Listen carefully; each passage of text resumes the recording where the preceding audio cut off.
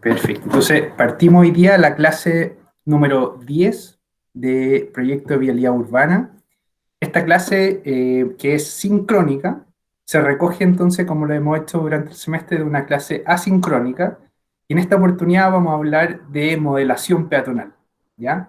Entonces, antes de partir, quería tomar esta clase asincrónica que fue enviada, ¿cierto?, a ustedes, y quería hacerle un par de preguntas, cosas que pudiéramos ir discutiendo o reflexionando sobre esto de la modelación peatonal.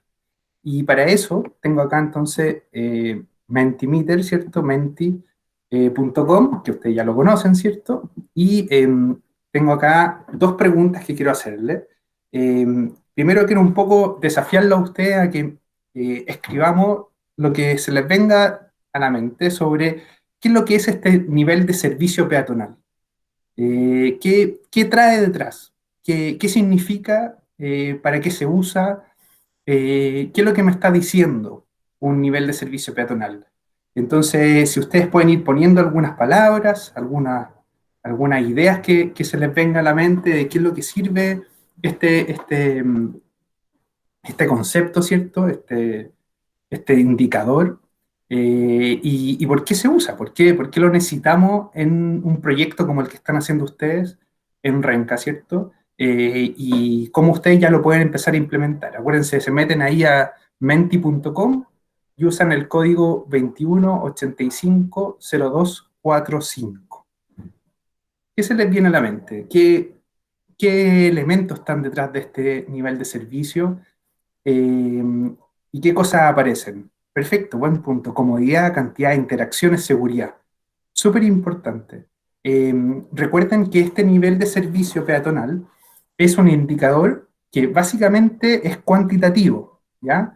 O sea, a través de ciertas variables como el flujo, la densidad, ¿cierto? La velocidad del peatón, va buscando detrás de eso, va buscando, ¿cierto?, una clasificación de cómo está el movimiento de personas y a partir de eso saca ciertas conclusiones, como ustedes la van marcando acá, ¿cierto? Comodidad, seguridad, etcétera. Entonces, si yo tengo un nivel de servicio malo, es porque estoy en una situación probablemente de aglomeración, una situación donde estoy incómodo, ¿cierto? Pero esa clasificación está, como insisto, básicamente por estas variables físicas, variables cuantitativas, que son medibles, que el flujo, ¿cierto?, la velocidad, ¿cierto?, y esto de la densidad, ¿ya? Entonces son cosas que ustedes van a medir. Ahora, una crítica importante, y aquí quiero destacar sobre el nivel de servicio, tiene que ver con que es un nivel promedio, ¿ya? Y en ese sentido toma el área completa de un espacio y toma la cantidad, por ejemplo, en densidad, toma la cantidad de personas que hay en ese espacio y lo divide, ¿cierto?, por el área completa. Entonces, este nivel de servicio tiene cosas que hay algunos autores que han dicho que no es tan preciso para identificar cómo se comporta una zona en específico, más discretizada, por decirlo así, sino que más bien son valores promedio. Entonces, es un buen punto. Entonces, no sabemos si es que, no sé, los 7 pasajeros por metro cuadrado que hay en un andén, por ejemplo, están todos distribuidos justo al frente de las puertas, por decir un ejemplo, o están distribuidos homogéneamente en todo el andén. A eso me refiero, ¿ya? O sea, no indica dónde están ubicados, sino que más bien indica el valor nomás, ¿cierto? Una densidad promedio. Vamos a volver en un segundo. Déjenme para volvemos con esta. Entonces, tenemos primero esto, ¿cierto? De qué es lo que tiene como de crítica este nivel de servicio. Y súper importante lo que ustedes están poniendo. Una de los grandes puntos es justamente lo que ustedes entregan acá, que es la seguridad. Yo tengo que preocuparme como diseñador, como ingeniero, de dar seguridad en el espacio que voy a diseñar. Si yo me preocupo de eso, voy a asegurar la futura infraestructura desde el punto de vista de reducir la cantidad de accidentes. Eso es lo principal. Y hoy día es súper importante eso, ¿cierto? O sea, es un tema de vida o muerte, ¿cierto? Cuando estamos analizando un poco lo que es seguridad. Y muchas veces no tenemos incorporado eso. Entonces, es súper importante que lo tengan en cuenta y lo incorporen. El nivel de servicio, entonces, parte de un nivel de servicio A y termina en un nivel de servicio F, para recordar un poco eso. El nivel A es cuando estoy a flujo libre, o sea, no tengo gente alrededor y puedo transitar, caminar a la velocidad que yo quiero. Y cuando estoy en un nivel F, estoy en una situación de completa fricción, ¿cierto? Con otras personas alrededor, mucha interacción, me cuesta moverme, influjo interrumpido. Y el nivel de servicio E es el de capacidad. Ahora, recordar que este nivel de servicio es para zonas de caminata, en zonas planas, y también está el nivel de servicio en escaleras y en zonas de espera, como por ejemplo las zonas de espera son los andenes, por ejemplo, tanto paraderos como por ejemplo el andén de un metro. ¿Ya? Entonces recordar ese punto importante, recordar lo que es el nivel de servicio, y ustedes lo pueden usar para ya la entrega final, ¿cierto?, de este curso, en el sentido que ustedes pueden estudiar un espacio suponiendo ciertos flujos y pueden decir, mire, en esta situación hay un nivel de servicio muy malo, por ejemplo, un nivel de servicio F, y ustedes con un mejor diseño hacen ciertos supuestos tal vez, porque no podemos ir a medir a terreno, pero dicen, mire, con esto va a mejorar el ancho de la vereda, del andén, de lo que ustedes están diseñando, y con eso van a mejorar el nivel de servicio y va a bajar a un nivel de servicio D, por ejemplo, o incluso E, que es capacidad. ¿Se entiende? Entonces, esto es súper importante, el nivel de servicio, ¿ya? Y después nos lanzamos a una siguiente pregunta. Y los quiero plantear un poco, que ustedes vayan comentando. ¿Cuál es la diferencia de un enfoque de macrosimulación versus microsimulación? ¿Qué les deja la clase asincrónica? Métanse de nuevo también ahí a menti.com y usen el mismo código, el 21850245. Y cuéntenme un poco ustedes, ¿qué es lo que se les viene a la mente de la clase y qué reflexión sacan ustedes? ¿Cuándo tengo que usar macrosimulación? ¿Cuándo uso microsimulación? ¿Qué características tienen ambos enfoques? Más que decirme qué modelos están detrás, pero ¿cuándo lo uso? ¿Cierto? ¿Por qué los necesito usar? ¿Cierto? ¿Y qué diferencias tienen? ¿Qué supuestos se incorporan en uno versus el otro? Y un poco, piensen un poco en esta pregunta en términos de escala, ¿cierto? ¿Para qué uso uno y versus el otro? Piensen en eso un poco en la escala, a ver si alguien se anima a ir comentando. Entonces, ¿cuál es la diferencia entonces de este enfoque de macrosimulación versus la microsimulación? Cuéntenme qué les parece, qué opinan. A ver si alguien se va sumando ahí con una reflexión sobre esta diferencia. ¿Qué me dicen? A ver si van poniendo sus resultados. Hasta ahora no aparece nada. Vamos a refrescar acá. A ver si aparece algo. Todavía no. Ahí sí ya empieza a aparecer. Perfecto. Miren, micro para interacciones, ¿cierto? Macro para flujos grandes. Muy buena diferencia al principio de clasificar en estos dos grupos, ¿cierto? Son los principales enfoques de modelación, ¿cierto? En la microsimulación, recordemos, es cuando los peatones interactúan entre ellos, ¿cierto? El peatón puede girar, el peatón busca el mínimo esfuerzo, el peatón interactúa con otras fuerzas, ¿cierto? Dependiendo de las lógicas del modelo. Y puede tener otras conductas, se le puede incorporar preferencias, características, perfiles de velocidad, etc. En la macrosimulación justamente es por una escala mayor, son flujos más grandes, el peatón es como si fuera flujos de agua, ¿cierto? Y todos van en una misma dirección, ahí también, claro, macro es mayor escala, muy buen punto, y al final en la macrosimulación el peatón no puede representarse en la interacción, ¿cierto? Entonces en la macro yo tengo este flujo como si fuera todos los peatones agua, ¿cierto? No se detienen, no giran, y tiene ciertas lógicas más globales, ¿cierto? La macrosimulación está muy relacionada con el nivel de servicio. ¿Por qué? Porque se focaliza solamente en estas variables grandes, ¿cierto? De más globales, ¿cierto? Velocidad, flujo, densidad, ¿cierto? Entonces con eso yo puedo entender cómo se comporta el flujo. Ahora, lo interesante de sus proyectos, y esta es un poco también la reflexión que podemos sacar de esta clase, es que ustedes pueden aplicar la macrosimulación para sus proyectos, sin necesariamente tener un modelo, ¿cierto? Un software, por ejemplo, o alguna interfaz.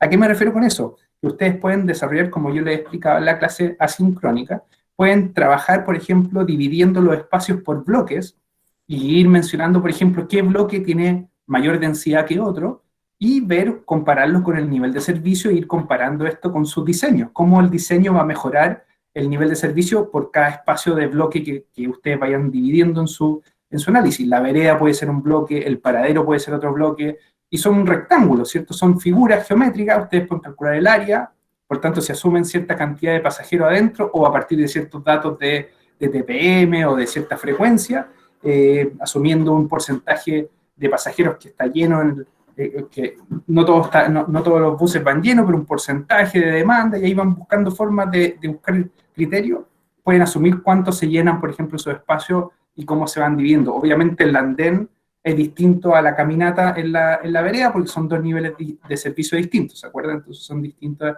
esas formas de medirlo. Pero muy buen punto lo que ustedes van marcando acá, ¿se fijan? También pueden usar la metodología, ¿cierto?, que se explica en la clase sobre identificar primero las rutas, ¿cierto?, identificar los accesos, los perfiles de llegada también, ¿se fijan? Todo ese análisis que se propone, ¿cierto? Identificando diferentes espacios, ¿cierto? ¿Se acuerdan de esa metodología DIM, que de alguna forma busca diseño, información, ¿cierto? Y todo lo que es manejo de gestión, ¿cierto? Y también esa metodología que también, aparte de la clasificación DIM, también hace otra clasificación ICE, ¿cierto? Tiene que ver con esa información que se va recolectando, esos diseños, ¿cierto? Y se va identificando en diferentes espacios, ¿cierto? El ingreso, ¿cierto? En la circulación interior y cómo es el egreso, ¿cierto? Y ustedes van analizando los diferentes espacios. Entonces ustedes pueden dividir un proyecto en diferentes espacios y analizarlo temporalmente. ¿Qué pasa en la entrada? ¿Qué pasa en la circulación interna? ¿Qué pasa en la salida? ¿Cómo son los flujos? Marcar los flujos de entrada con los de salida, dónde se producen los cuellos de botella, etcétera. Y eso ustedes lo pueden hacer a nivel de macro simulación, sin necesariamente, insisto, tener un software. Ahora, quienes puedan usar software, bienvenido también en las entregas la entrega final que viene ahora. Hay algunos software que son gratuitos. Está, por ejemplo, Anilogic, que es un software gratuito. Ustedes lo pueden descargar y usar para su proyecto. También está, por ejemplo, el software de Pathfinder, también lo pueden usar. Yo sé que algunos de industria han usado el software Arena, también pueden usar algo de eso. Y quienes necesitan algún software más específico, me pueden contactar a mí, podemos hablar por mail, ¿ya? Así que eso es un poco la reflexión, interesante todo lo que ustedes ponen por acá. ¿Vamos bien? ¿Sí? ¿Alguna pregunta, duda? ¿Vamos bien hasta acá? ¿Sí? Ok. Me van avisando cualquier cosa, ¿ya?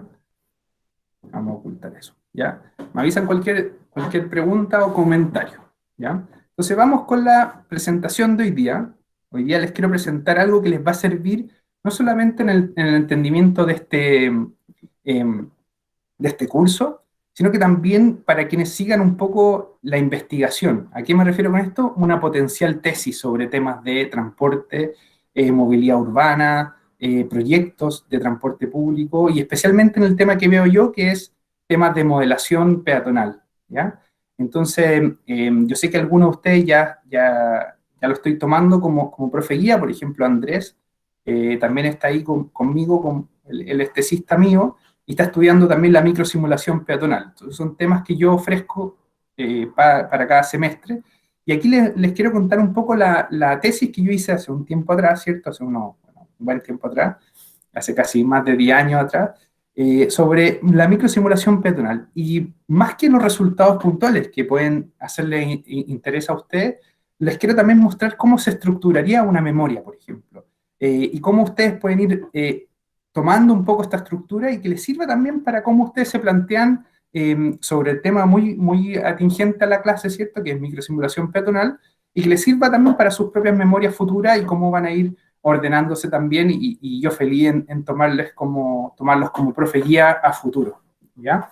Así que el tema que les quiero presentar hoy día tiene que ver con esto de la microsimulación peatonal, y yo le puse el tema en estos espacios de intercambio, desde el metro hacia el bus. Y yo estudié puntualmente el caso de la estación Los Dominicos, cuando en ese entonces la estación de Los Dominicos era un proyecto, no estaba ejecutado todavía. Mi profesor guía en ese momento fue Pablo Alar, y mi co-guía fue Rodrigo Fernández. Y esta fue una tesis que yo hice para postular al grado de magíster en proyecto urbano, que lo hice ahí en la Universidad Católica. Entonces, esta tesis va en ese contexto un poco hablando de transporte, pero también me metí en temas de urbanismo, y ahí ustedes pueden ver cómo se genera esta interdisciplina, otro punto interesante tal vez que les puede llamar la atención. Lo que quise estructurar en mi memoria fue lo siguiente: partí con una introducción, avancé en cada uno de estos puntos y finalmente terminé con unas conclusiones que recogían toda la discusión y cierto análisis futuro y limitaciones de la investigación que realicé. En la introducción, aquí quiero destacar una cosa súper importante. Hoy en día, las estaciones de metro, puntualmente, que fue la red de metro que yo estudié, básicamente tiene una componente del transporte muy desde los flujos. Y yo, una de las cosas que identifiqué ahí con diferente literatura y buscando ciertos problemas a identificar, fue que las estaciones se saturan, ¿cierto? Podemos ver estaciones como Tobalaba, ¿cierto? U otras, que en hora punta, bueno, hoy día no en pandemia, pero en hora punta, en tránsito común, se terminan saturando. La gente espera mucho más de lo necesario, hay densidades mayores a 7 pasajeros por metro cuadrado dentro de los vagones, y eso está registrado, ¿cierto? Se mide y eso es un hecho real. Pero también está el concepto de lugar, y lugar abre un poco ese espacio a decir el análisis puntual de una estación no es solo los flujos, sino que tiene que ver con el entorno, con las características del lugar. Entonces, estas estaciones que yo le llamaba nodo lugar, a partir de cierta literatura, hablan de primero que a través de nodo pueden estudiarse los diferentes tipos de estaciones. Hay estaciones que son de paso, otras que son de terminales, otras que son combinadas, otras son de transbordo. También el concepto de lugar hablaba de lo que está alrededor. Tienen espacio público alrededor, un espacio más relacionado con temas políticos, con comercio. Ahí hoy día las estaciones tienen adentro tienen zonas de comercio, en fin, ¿cierto?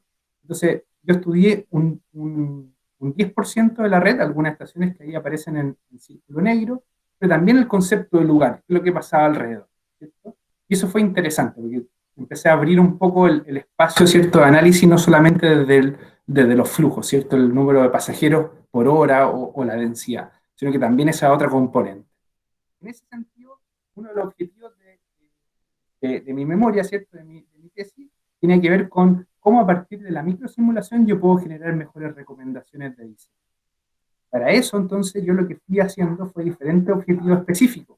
Fíjense que todos los objetivos específicos parten con un verbo, y yo trataba de buscar un poquito primero identificar las variables, estas variables que significaban que están relacionadas con el nodo y el lugar, ¿cierto? ¿Qué cosas estaban detrás de eso?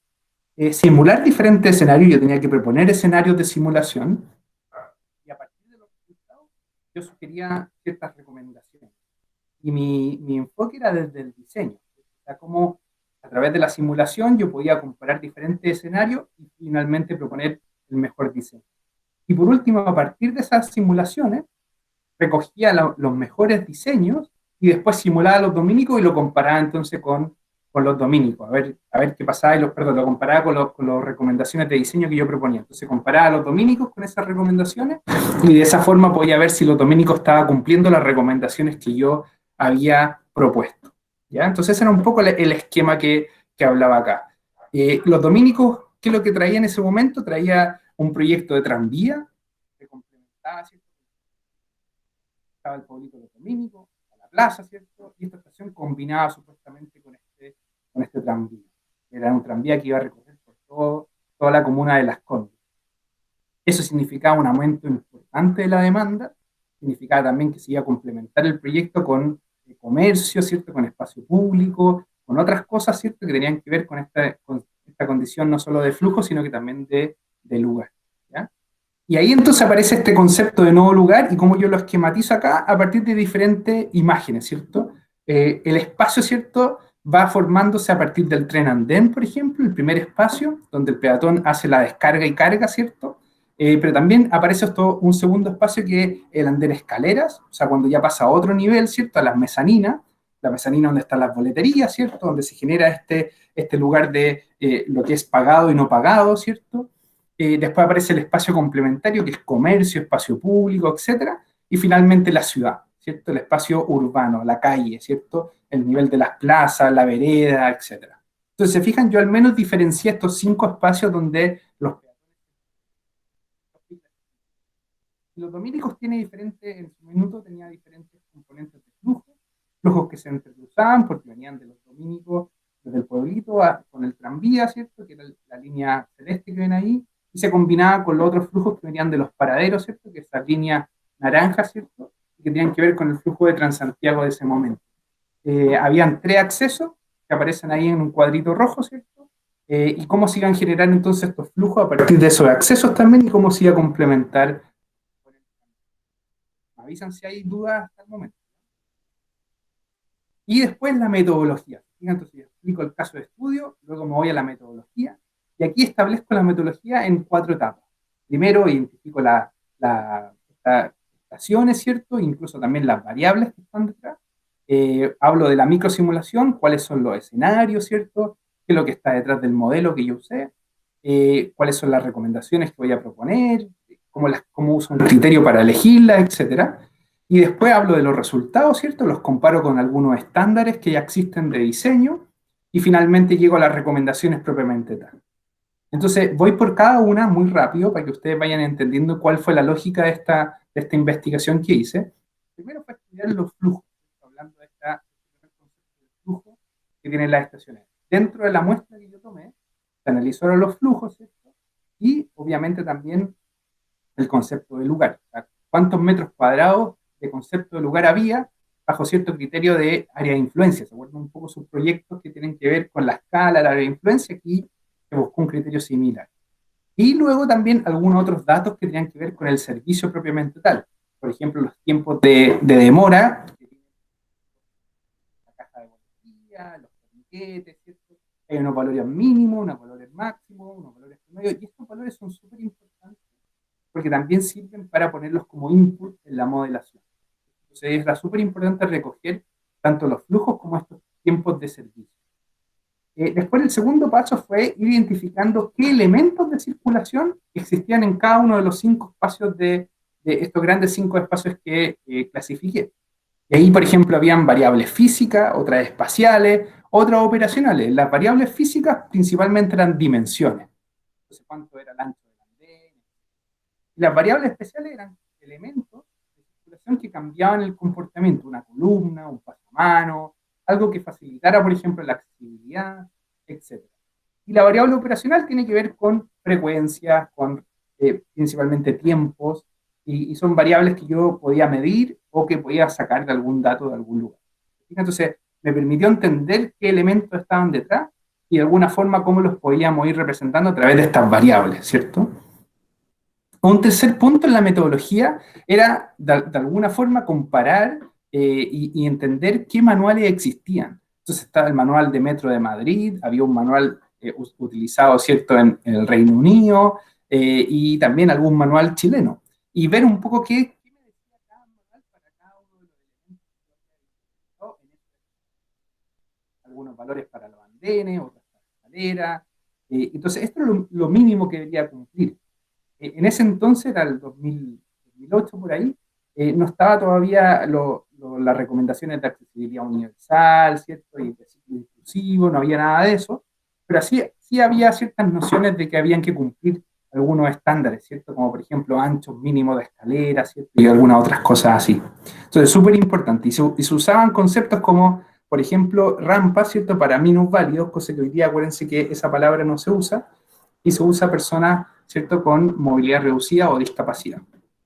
¿Ya? Entonces, había algunos indicadores que me permitían a mí comparar lo que yo iba a encontrar, ¿cierto?, con recomendaciones de diseño. Y un cuarto punto era buscar, ¿cierto?, un criterio, ¿cierto?, para ir generando estas recomendaciones.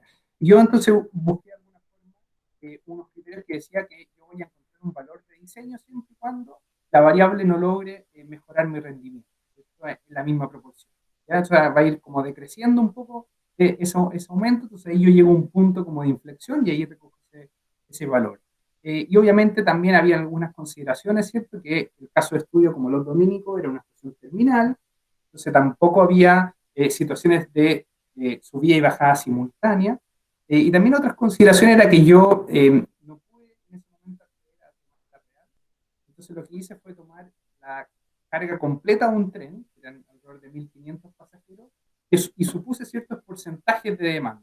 Imaginémonos que el 100% del tren está totalmente cargado, un 75% está cargado, 50 y 25, y esos cuatro escenarios me permitían tener potenciales demandas de descarga y carga del tren. Y obviamente, como les explicaba también antes, la reflexión de la clase asincrónica, yo usé también el nivel de servicio desde el A hasta el F, entendiendo que este nivel me permitía tener una cuantificación, ¿cierto?, de este espacio a nivel principalmente de la congestión, ¿cierto?, lo que repercute en la seguridad y todo lo que conversamos antes, ¿cierto? Entonces, ¿cómo fui analizando esto? Bueno, lo usé a través del software que yo tengo licencia, ¿cierto?, hoy día incluso, que es el software de Legión, ¿cierto? Es un microsimulador peatonal, y fui estudiando diferentes espacios. Por ejemplo, acá les muestro unos gráficos de resultados que hablan de, a medida que yo aumento el ancho de andén, ¿cierto? Para diferentes líneas, ¿cierto? Cada línea representa un porcentaje de capacidad del tren, ¿cierto? Como les decía, de un 25 hasta un 100, y cómo iba aumentando el flujo, ¿cierto? Para diferentes, ¿cierto? Como les decía, anchos. Entonces, si se fijan, llega un minuto que mientras incluso yo aumentaba el ancho de andén, ¿cierto? El flujo no aumentaba en la misma proporción. Entonces, por tanto, podía decir, mire, voy comparando el nivel de servicio, llega una mejora del nivel de servicio, pero ya pasado los 4 metros, ese aumento, esa mejora del nivel no es tan, no es la misma proporción, ¿cierto?, que el aumento del ancho, ¿cierto? Entonces mi flujo no aumenta en la misma proporción, por tanto, es como rendimientos decrecientes, ¿cierto? Ahí yo voy buscando un punto en que esto va, tanto sentido seguir agrandando el ancho también porque no logro un gran beneficio. Yo podría decir, por ejemplo, que 4 metros podría ser un ancho recomendado. Estamos hablando del espacio tren-andén. Y así, después analizaba el flujo velocidad, ¿cierto? Con estas curvas, en el horizontal está el flujo, la velocidad está en el vertical, y ahí lo que ustedes pueden ver es que a medida que aumenta el flujo, ¿cierto? O sea, mientras más cantidad de gente hay en un espacio, la velocidad va a ir decreciendo, ¿cierto? Porque yo me pongo más lento, porque hay más gente alrededor. Entonces llega un minuto que supuestamente esa velocidad, ¿cierto?, debiera tender casi a cero, porque esto estaría totalmente detenido, ¿cierto? Y el flujo no avanzaría, ¿cierto? Entonces empieza a bajar esa curva, ¿cierto? Por eso está esa forma, ¿cierto? Y se fijan que acá es para cada ancho, ¿cierto? Entonces, lo mismo, llegaba un punto en que yo iba analizando esto a nivel de capacidades, y cuando ese flujo ya no podíamos seguir aumentando, yo decía, aquí llegamos a capacidad y por tanto podía encontrar ciertos valores, ¿cierto? Entonces yo podría ir definiendo ciertos parámetros de cuánto debiera ser el ancho y cuánto debería ser la capacidad de un espacio como el tren andén, ¿ya? Y después yo iba comparando, ¿cierto?, en esto, iba observando estaciones, cuando podía, en ese momento obviamente podía ir a terreno y todo, y acá iba comparando cosas que, por ejemplo, para proteger un poco en la Universidad de Chile, todos esos cuadros muy, muy importantes que están ahí, la parte mala que tenía era que reducía el ancho efectivo del andén, entonces eso también repercutía en los flujos. Y por otro lado, los dominicos no tenía eso y por lo tanto se podía beneficiar desde el punto de vista de los flujos porque permitía un mejor ancho. Entonces también iba comparando esto en terreno. En otros espacios como el andén escaleras, también probé, por ejemplo, los tiempos de evacuación, ¿cierto? Y cómo la cantidad de escalera mejoraba esos tiempos. Entonces la cantidad de gente que evacuaba del andén y salía de ese espacio, obviamente con la mayor cantidad de escalera mejoraba. Y ahí entonces yo iba proponiendo un poco ciertas mejoras a partir de un valor estándar, ¿cierto?, que son 240 segundos, que es lo ideal para poder evacuar un andén. Entonces me iba dando cuenta que al menos se necesitaban 2 escaleras para poder evacuar. Y así con otras cosas, ¿cierto? Por ejemplo, los tiempos de evacuación también, y el ancho de escalera en este caso. Y bajo la misma lógica, podía decir que al menos, por ejemplo, en un ancho de 3,5 se podía lograr un ancho recomendado donde un aumento mayor no significaba un beneficio en la misma proporción. Entonces yo me podía quedar en el 3,5 para diferentes niveles de demanda, la misma lógica que les mencionaba. También otras cosas eran mecánicas también, pidiendo, por ejemplo, que al menos una escalera mecánica tenía que tener un ancho de 1,65, idealmente de 1,80, para generar un adelantamiento, ¿cierto? Y quienes puedan ir un poco más rápido. pero el mínimo debería ser al menos 1,65 y nunca cerca de 1 metro, ¿cierto? Porque eso genera un tiempo de evacuación mucho más alto, ¿cierto? Entonces ahí yo iba comparando y lo comparaba de nuevo con el nivel de servicio y cómo esto iba repercutiendo en mi congestión, ¿cierto? Entonces yo siempre quiero tratar de buscar niveles de servicio menores, ¿cierto? No al F, sino que al E, ¿cierto? O al D, idealmente. Y también lo comparaba, ¿cierto? Con ciertas fotos, ¿cierto? Cómo la canalización de flujo, ¿cierto? En escaleras mejoraba la subida y bajada, y cómo también en otros lugares como la Universidad de Chile, ¿cierto? No se respetaba y que la gente igual insistía con usar la escalera mecánica, la escalera normal, ¿cierto? Ahí la proporción era alrededor de un 30%, ¿cierto? Hay un 30% que siempre usa, ¿cierto? La escalera normal versus el resto, que es la mayoría que va por la escalera mecánica. El espacio mezanino también estudia alguna agrupación, ¿cierto? De cómo podemos poner las puertas de salida, ¿cierto? Diferentes grupos, ¿cierto? Y con los tiempos de evacuación del andén también. Y me daba cuenta que 2 grupos de 6 puertas de salida eran la solución más recomendada desde el diseño. Y ciertas soluciones, por ejemplo, ahí en Pedro Valdivia se podría hacer canalización de flujo detrás de esa boletería, ¿cierto? Para evitar pasar por el frente de la boletería, para cuando la gente sale del andén, ¿cierto? Y tiene que subir la escalera. Y en otros sectores sí se permitía una buena, correcta distribución de los torniquetes, ¿cierto? Entonces hoy en día también se pueden encontrar buenas soluciones, ¿cierto? Y como también se podían proponer otras, ¿ya? En el espacio complementario también me di cuenta que obviamente el poner mobiliario urbano, como por ejemplo banca, ¿cierto? Basurero, etcétera, al medio de un pasillo, estrangula el pasillo de alguna forma, da beneficio desde el punto de vista del comercio, ¿cierto? Porque se va generando un espacio donde yo puedo descansar, yo puedo mirar el comercio, se atrae el flujo, para que la gente compre más y entre a las tiendas, pero el punto de vista del flujo del paso no era bueno, pero sí también en otros lugares como en escuela militar donde se pueden dejar espacios de descanso y todo, pero en zonas no de tránsito, ¿cierto? Como en esquinas, por ejemplo, donde no se obstaculiza. Entonces ahí era ir analizando comparativamente algunas situaciones. Lo mismo el caso de la rampa, en algunos casos no había, en otros casos sí, pero la pendiente era bastante alta. En el caso de la ciudad, ahí también se analizó, por ejemplo, analicé el tema del ancho de las veredas, ¿cierto? Y cómo se va aumentando la capacidad. Y llega un minuto lo mismo, que un aumento, ¿cierto? En el ancho nos genera un aumento bastante grande en la capacidad, en los flujos, y por lo tanto me puedo quedar en ese punto, que era alrededor de los 7 metros. Y, bueno, y finalmente el tema de la distancia hacia el cruce, ¿cierto? O hacia un paradero también, también tiene que ver cómo yo me voy alejando, ¿cierto? Del cruce desde la salida del metro y cómo la insatisfacción va disminuyendo, ¿cierto? Pero llega un minuto, ¿cierto? Que esa disminución no es tan importante, ¿cierto? En términos de la proporción, ¿cierto? De ese aumento de la distancia. Entonces, yo podría decir que al menos unos 25 metros, 30 metros es lo mínimo que podría estar, y más de eso tal vez no se justifica. Menos de eso se dispara la inflación, no los indicadores.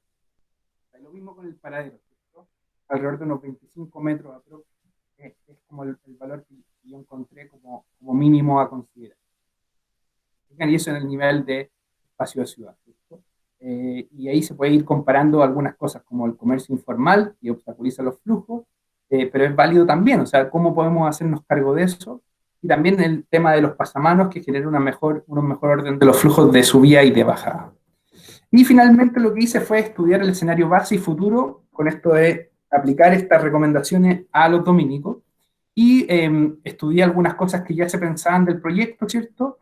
Como aparece ahí, habían algunos años de la metanina, y se hablaban de ciertas boleterías, ¿cierto? Y se empezó a estudiar esto, ¿cierto? El escenario base versus el futuro con este proyecto de tranvía. Y acá aparecen los mapas de colores, ¿cierto? Que es un poco lo que el nivel de servicio entrega, ¿cierto? Cómo está la situación base en el espacio tren-andén y también escalera, y cómo con el proyecto de tranvía se generaban algunos cuellos de botella, especialmente en las escaleras. Yo podía identificar estos lugares, ¿cierto? Escenario futuro con estos colores rojos, ¿cierto? Donde el escenario era bastante complicado, la gente se podía, incluso el mismo tren ya estaba generando alta congestión. En otros espacios como el mezanina, ¿cierto? ya la situación base tenía ciertos problemas de estrangulamiento, ¿cierto? En una parte, ¿cierto? La mezanina poniente y en algunas escaleras mecánicas, y con el proyecto de tranvía se iba a generar mucha más demanda, por tanto iba a colapsar probablemente ese lugar con densidades bastante altas. Y eso también se podía ver en estos mapas de calor, ¿cierto? En estos mapas de colores donde se ve que el rojo, ¿cierto?, es mayor densidad, el azul es menor densidad, ¿cierto? Entonces ahí empieza a aparecer el uso del nivel de servicio. Lo mismo en las zonas comerciales que se proponían en el proyecto, en una base no había gran problema, pero después cuando se propone que el tranvía iba a estar cerca del pueblito Los Dominicos y la gente iba a pasar por este flujo, ¿cierto?, de comercio, ¿cierto?, y de espacio público, el mobiliario urbano potencialmente podría estrangular el flujo. Entonces ahí la propuesta era buscar que el mobiliario urbano estuviera en otro lugar, ¿cierto?, y no generara tanto problema. Y de nuevo, densidades, ¿cierto? O sea, aglomeración, y de alguna forma eso genera inseguridad y potenciales accidentes. Y al nivel de ciudad, lo mismo, pero a nivel de cruces, ¿cierto? O sea, como los cruces ya estaban en un escenario base complicado por la alta cantidad de gente que iban a cruzar, ¿cierto?, desde los paraderos, y como con el proyecto tranvía también iba a quedar podía potencialmente quedar un mayor accidente o mayor gravedad, ¿cierto?, de cierta alta aglomeración. También se notaban estos puntos rojos. Finalmente aquí voy cerrando algunas cosas y que le permiten a usted ir entendiendo las lógicas, ¿cierto?, de una tesis. Entonces aquí hablo un poco de lo que se hizo, ¿cierto? Se buscó esta combinación entre transporte y urbanismo, se estudiaron los conflictos, se analizaron movimientos, se buscaron cómo estas recomendaciones permitían un mejor uso del lugar, ¿cierto? No solamente como no, sino que como no lugares, con ese concepto nuevo. Se identifican los elementos de circulación, se busca si satisfacen la demanda, se busca de alguna forma estas recomendaciones, y obviamente la microsimulación permite anticiparse al futuro, ¿cierto? En el caso, por ejemplo, de los dominicos, cuando se mostraban estas aplicaciones, ¿cierto?, y se iban mostrando las manchas rojas, ¿cierto? Y obviamente acá propongo otras futuras investigaciones, ¿cierto?, donde se van poniendo qué cosas se tienen que seguir investigando, buscar nuevas recomendaciones, otro tipo de estaciones, aumentar la muestra, eh, buscarle alguna forma de estas recomendaciones, traspasar algún manual, ¿cierto? Y que estas recomendaciones también buscarle expandirla a otro espacio, ¿cierto?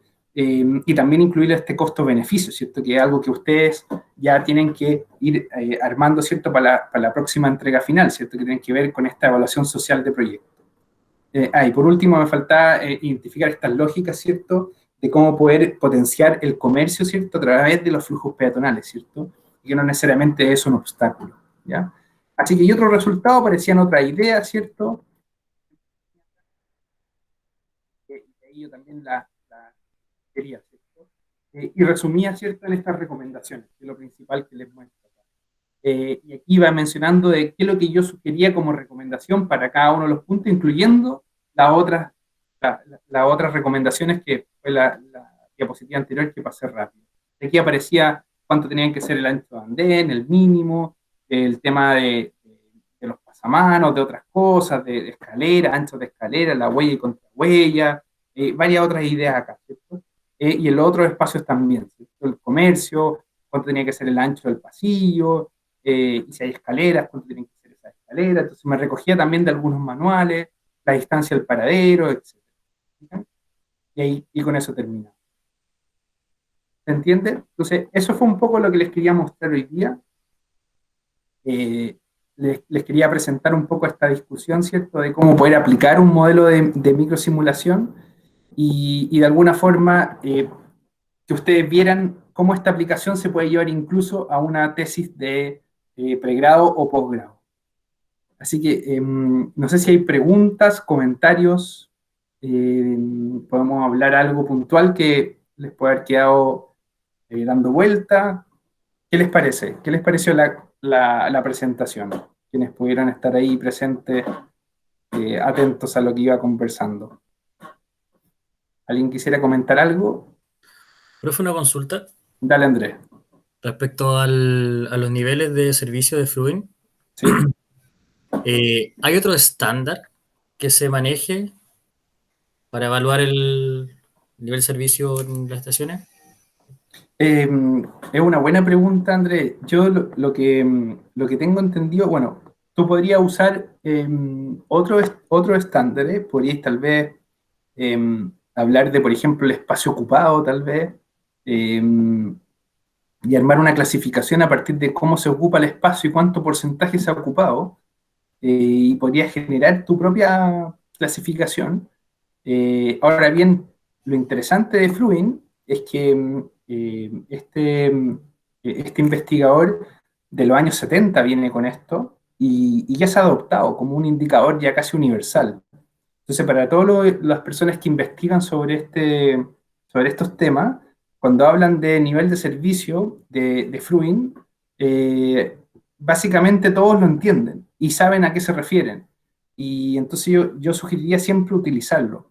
Ahora, hoy en día se pueden ir probando otras cosas y por las limitaciones que tiene Fluin en esta clasificación, hay algunos que han incluso incorporado encuestas y otras formas de verificar otras variables como la percepción de inseguridad, la comodidad, etcétera. Y de alguna forma lo asocian a Fruin con cierta clasificación. Yo creo que de material hay para buscar en la literatura, pero si la pregunta es para el trabajo, ¿qué recomendaríamos usar? Yo sugeriría siempre usar el nivel de servicio como un mínimo, como un base, que ustedes tengan para identificar conflictos, aglomeraciones, ¿cierto? Como un indicador cuantitativo de la congestión.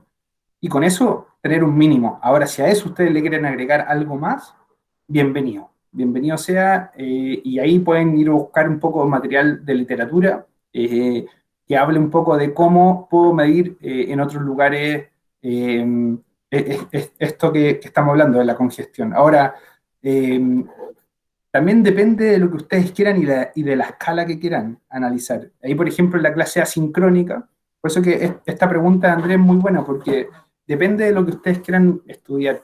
En la clase asincrónica yo les comento ahí una metodología a través de la macrosimulación, dividiéndolo por bloques, y usando el nivel de servicio como un indicador, pero complementario a cierta propuesta, ¿cierto?, de un investigador de apellido Steele, que habla de cómo poder establecer cierta matriz, donde ustedes dividen la matriz por ingreso, circulación e egreso, y analizan de alguna forma el diseño, la información y el manejo de la gestión, y van analizando eso en diferentes espacios también.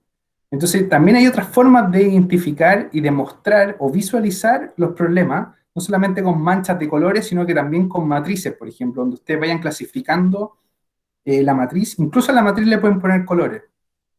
Entonces yo creo que tu pregunta, Andrés, es muy buena, pero habla de eso, o sea, de que comúnmente el nivel de servicio es el que más se utiliza desde la aplicación. Desde la literatura hay otras investigaciones que complementan ese nivel de servicio con otras cosas. Incluso los software, la mayoría usa el nivel de servicio. Incluso software de microsimulación usan el nivel de servicio de Fluid. Así que ahí mi recomendación sería usarlo y basarse en la clasificación del Highway Capacity Manual. Ese es el que más se utiliza, el comúnmente utilizado. Profe, respecto a lo mismo, eh, en la microsimulación es posible, dije, por lo que entendí, hay un nivel de servicio para estación de espera y para estaciones de, o sea, para zonas de flujo de Sí, peatones y para escalera. y para escalera. El andén es tanto una, yo, o sea, yo lo veo como una zona de espera, pero también una zona de flujo. En la simulación es posible como separar esos dos momentos de las personas y relacionarlos con cada nivel de servicio o hay que sacar un promedio y hay que hacer otro Es tipo de que, procedimiento. es que si bien el andén tiene una componente de movimiento, la funcionalidad del andén es esperar el tren. No es, tú no usas el andén para caminar en el andén. Sí usas, por ejemplo, la escalera para moverte en la escalera, no te detienes ahí. Entonces, tiene que ver con la funcionalidad del espacio. Un pasillo, la funcionalidad del pasillo es para moverte en el pasillo, no es para detenerte en el pasillo. Entonces, por eso que el andén no es un espacio de movimiento propiamente tal para el nivel de servicio, sino que es un espacio de espera. Y por eso se considera como tal. Entonces, en un nivel de espera, tu cuerpo ocupa menos espacio y por lo tanto puedes llegar a tolerar mayor densidad. Entonces, el nivel de servicio cambia y ahí cambian un poco los parámetros. Por ejemplo, en movimiento, si yo tengo una densidad mayor a 2 pasajeros por metro cuadrado, estoy en un nivel de servicio F. O sea, me pasé a un nivel ya de mucha fricción, resistencia, flujo interrumpido, etcétera. Si lo llevo, por ejemplo, a una zona de espera, ese valor es de 5 pasajeros por metro cuadrado. O sea, si yo paso los 5, ya estoy en un nivel F. Entonces, es distinto. Entonces, por eso es súper importante diferenciar, porque tiene que ver con la funcionalidad del espacio. En escalera es lo mismo. En escalera es distinto el movimiento porque no voy como si fuera en un pasillo, voy en movimiento, pero no es lo mismo porque voy supuestamente con una dificultad que es este escalón. Y entonces por eso es distinto. ¿Se entiende? Entonces, ahí yo creo que es importante diferenciar los espacios de acuerdo a su funcionalidad. Ya, perfecto, gracias, profe. Y le tengo No hay otro, problema. pero se lo puedo hacer al final. Sí, dale No. nomás. Sí, si no hay más preguntas, dale nomás, Andrés. ¿Alguien más quisiera comentar algo, preguntar algo? ¿Sí? ¿Alguien más se anima? Si no, seguimos con Andrés nomás. Está súper buena los comentarios, Andrés, así que dale nomás. ¿Sí? ¿Alguien más se anima con alguna? ¿No? ¿No hay más preguntas? ¿Sí? Así que bueno, si alguien más, ahí Andrés, si quieres decir algo más, dale nomás. Si es que alguien más, ¿sí? Dale nomás, Andrés. No, es que no, lo mío es una pregunta sobre un tema aparte del ramo, un tema más de burocrático. Ok, Vale, nos quedamos conversando al final, no te preocupes. vale, muchas gracias. Súper. Así que eso, bueno, si no hay más preguntas, lo dejamos hasta aquí. Los dejo invitados para el día jueves. Vamos a tener la ayudantía como siempre y vamos a darle feedback por la entrega 2. Así que cualquier cosa nos avisan por mail y muchas gracias por haberse conectado. Así que dejamos de grabar y nos vemos entonces en una próxima. Nos vemos.